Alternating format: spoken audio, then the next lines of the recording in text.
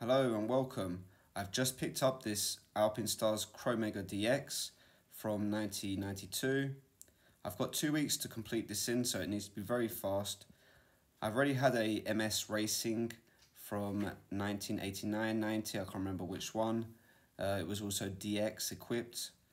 The bar on here is an NK concept that's from a Sun that needs to go, and one of the shifters is actually broken, or the seal's completely gone and it's stuck and sticky. The headset's a 1/4 inch, hopefully that's okay, and there's a very cool Gervin flex stem that's definitely going to stay. It's got this really weird annoying cable guide at the back. I don't know what the advantages of it were, just like the Konas from the 90s. The seat post is the wrong size, and it's actually been forced shut with using the clamp. All the cabling needs to be changed, and the wheels are mismatched cheap ones that have been replaced from the originals. The tyres are completely cooked as well. Everything needs to be globally cleaned. The pedals also are completely shot. One of them's rusty, in fact. We've got a little bit over 2 weeks to work on this bike, and then hopefully I can sell it so I can make some room. Let's begin by dismantling the bike so we can inspect it a little bit closer. Every time I work on a bike, I completely underestimate the time it's going to take me to truly work on it. This was exactly the case. When I started to remove the second pedal, it was rusted, closed, it had corroded clearly with the crankset, and it took me just half an hour at least to remove one pedal.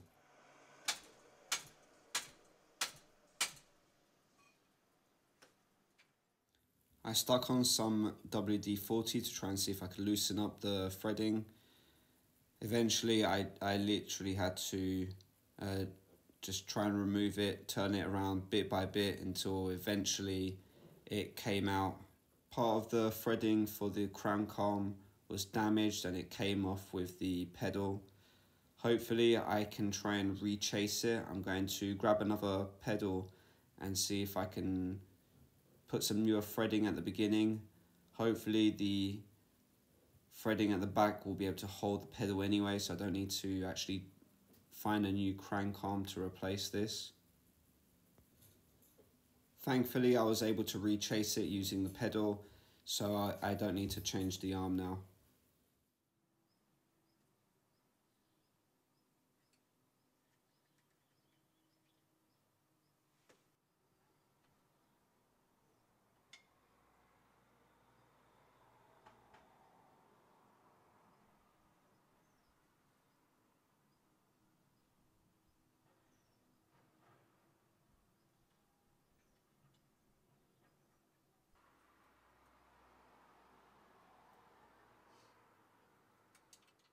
You can see by the plastic cup that this is a UN-26.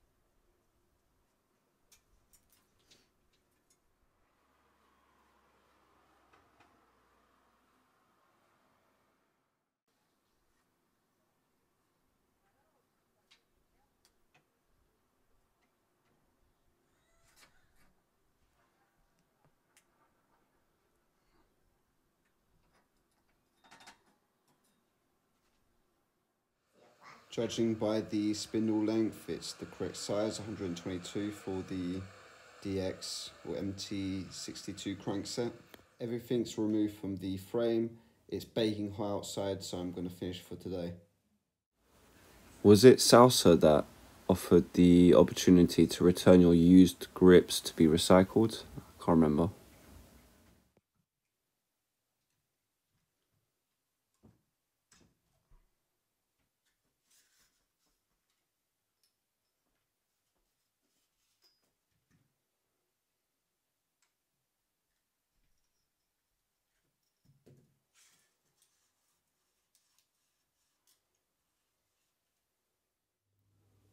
I'm going to file down the tip of the handlebar, which is a little bit damaged.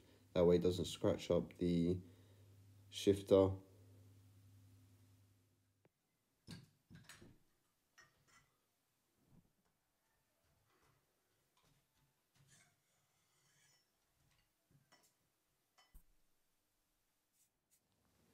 I've got some spare black 2K paint and some varnish to go over it, 2K as well.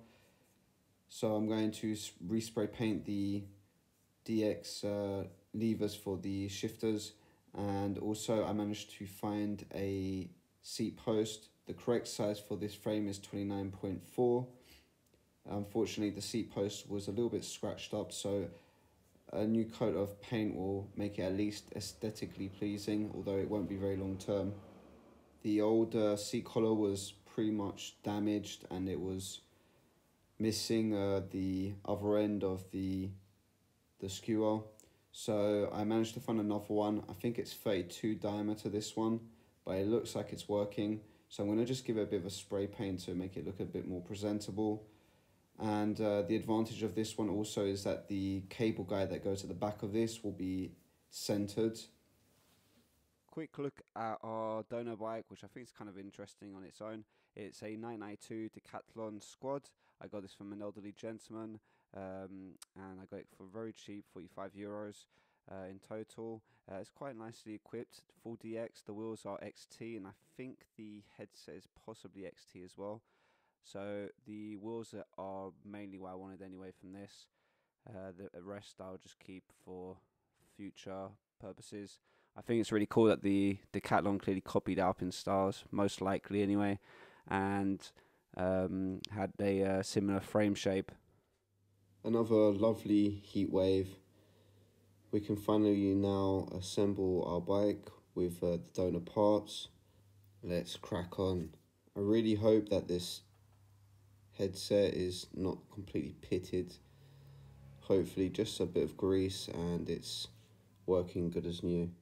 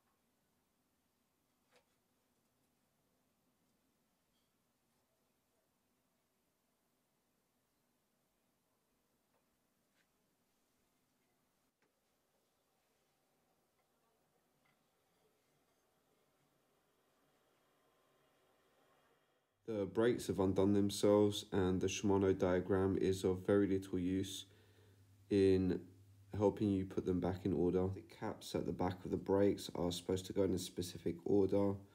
One part has something to do with the SLR braking and the other one is in normal mode.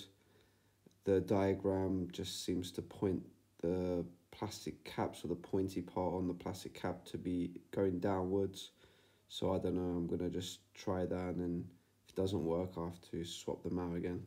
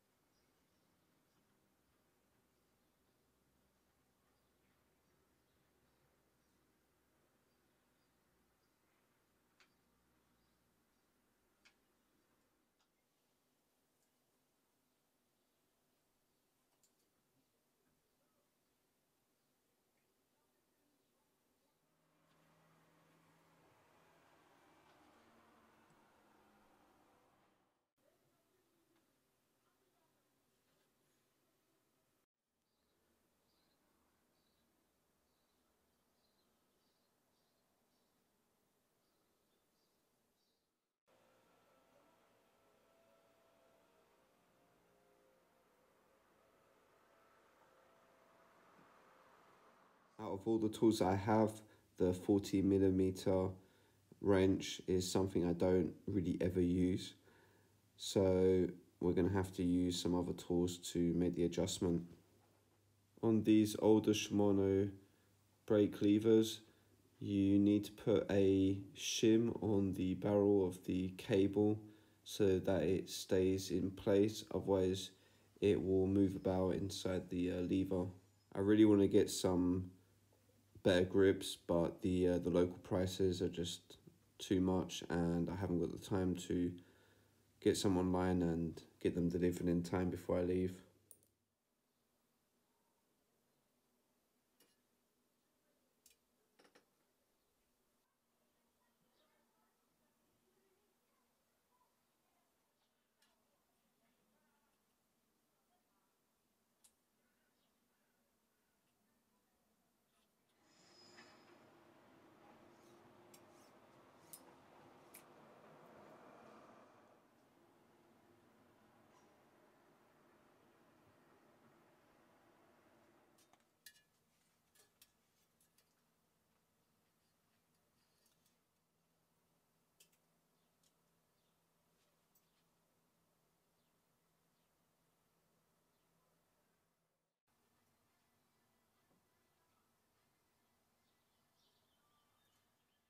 The advantage of changing the collar for the seat post is that the one that I'm installing now allows for that guide to really be centered and keep in place, unlike the older one.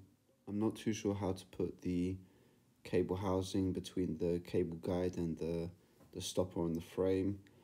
On the magazine it shows.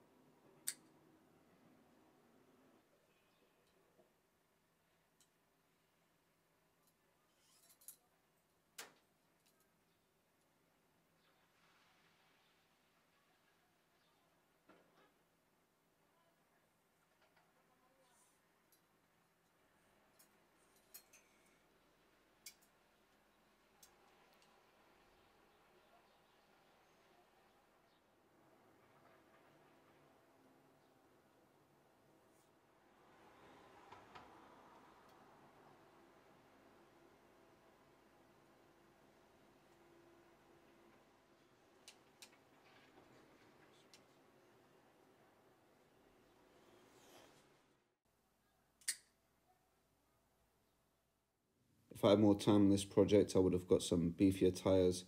I'll just have to accept the Hutchison Chameleons that I've installed instead.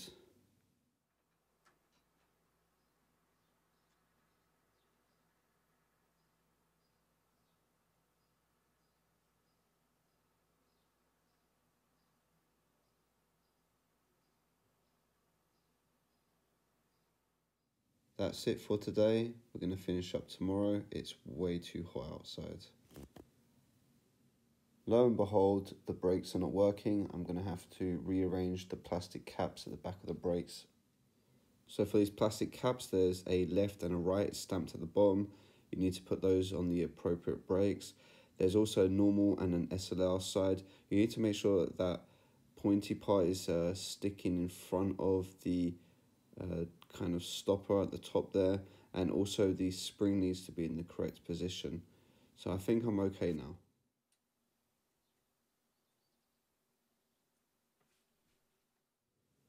I can see now this is the correct order. It's now working how it should do.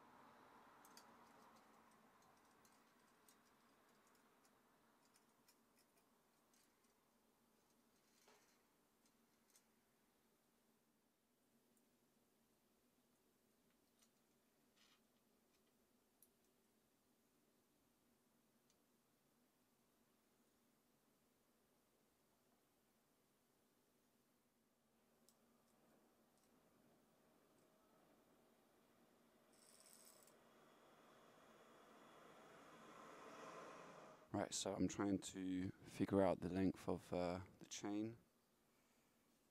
Ideally it would be here, but as you can see the links aren't compatible. So it's going to have to be the next one, which will be this one here. So I'm going to have to take off just these parts here and then stick on that link.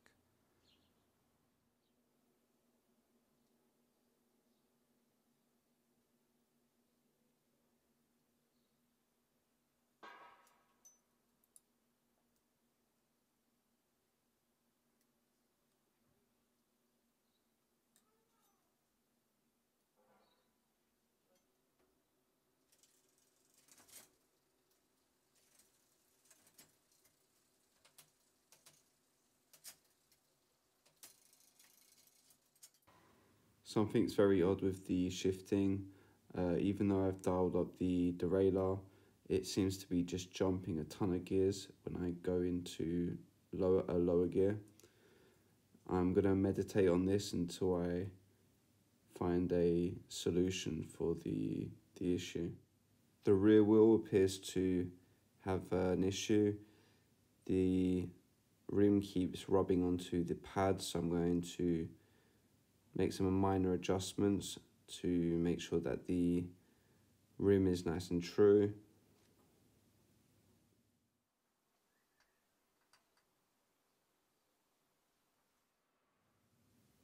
Okay, that's much better. I'm happy with that.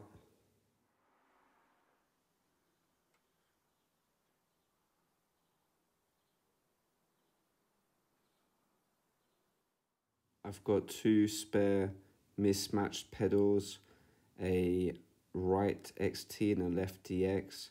There's very minor differences between the two. I think a seal and a dust cap. It's not very noticeable, and at least they look good. I actually repainted these. I did a video of them, you can see on my channel. I really don't like these ugly plastic cassette covers that they put during the 90s. I'm going to be a bit lazy and try and remove it without taking off the cassette.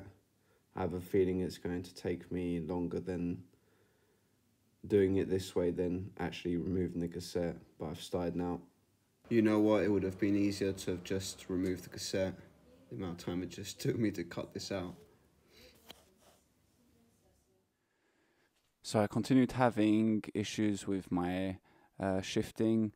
I started to eliminate some of the potential problems that could be causing this. One of the things I noticed was when I was on the highest cog that the derailleur was hitting the spokes at the bottom, which I thought was very odd. So I decided to look at the to see if the hanger was straight or not, and it turns out it wasn't. I've got a tool to be able to kind of measure and have an idea roughly how wonky it is out of alignment. And I've now kind of adjusted it roughly to the same spot throughout the wheel. So now we're going to see if that's improved anything. I figured out the issue with the shifting. It's completely my fault. I mixed up the two shifters. I don't know how I did that, but that is the case. I put the 3-speed shifter with the rear derailleur and the other side of the shifter with the front derailleur. That would explain for the weird shifting. So now I've got to redo all the cabling. What a waste of time. And it should now work correctly.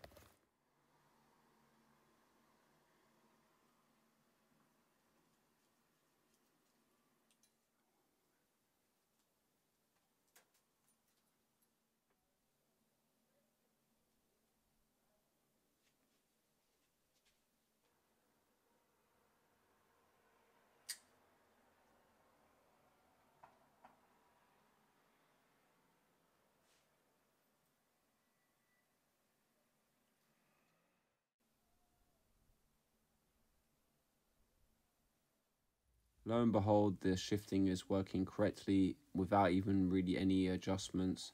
I can't believe the amount of time I spent trying to figure that out behind scenes. Same thing for the front derailleur. I made many adjustments, and I mean the real issue was I was using a 7-speed shifter with a front derailleur, and that was the reason why it was not working. Otherwise it's working fine. now that that's rectified, I can finally test this out. I went on a local bike path. The only thing I don't like about the bike is the kind of e-stay that they put. It's far too wide and it's getting in the way of my legs when I'm pedaling.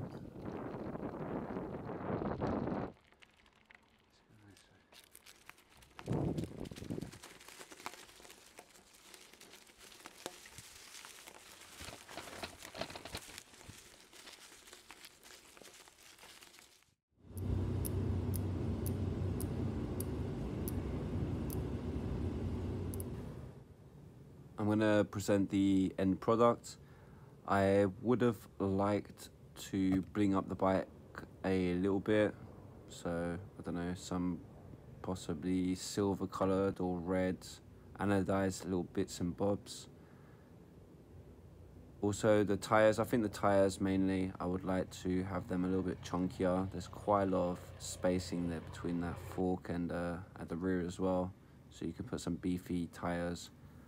Also, I would change the crankset, have it something a little bit more widthier, so that my legs don't touch the frame itself.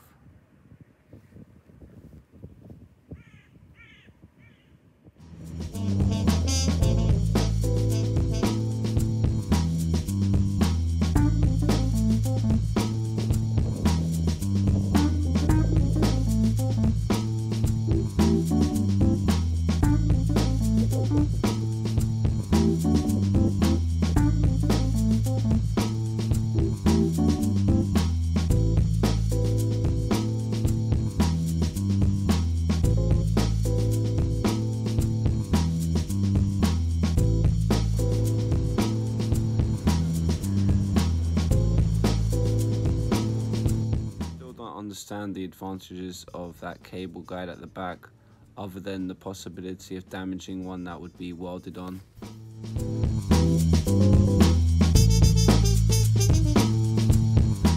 We've come to the end. Thank you for listening, and until the next video, peace out.